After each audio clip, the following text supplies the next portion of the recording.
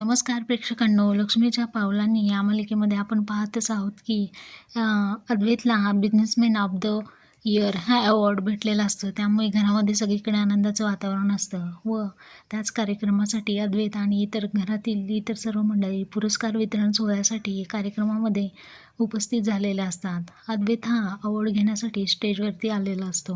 मग माननीय कार्याध्यक्ष म्हणतात की यावर्षीचं businessman of the year award हा अद्वैत चांदेकर यांना देण्यात यावा.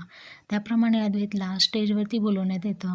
मग अद्वैतला अवॉर्ड मिळाल्यानंतर तो 2 शब्द बोलतो. त्यामध्ये तो म्हणतो की प्रत्येक यशस्वी पुरुषामागे एक स्त्री असते.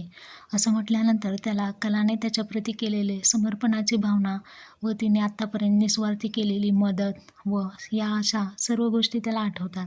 पुढे तसं म्हटल्यानंतर सरोजला वाटते की आता अद्वैत हा माझं नाव घेणार आहे. परंतु अद्वैत सरोजचं नाव न घेता त्या अवॉर्डचं सारं श्रेय कलाला देतो. पुढे तो म्हणतो की याचं सारं श्रेय मी माझ्या बायकोला म्हणजे कला खरे चांदेकर हिला मी देत आहे. तर अशा पद्धतीने अद्वैतने त्याला भेटलेल्या अवॉर्डचं सारं श्रेय हे कलाला दिल्यामुळे सरोज खूप रागात गेलेली असते.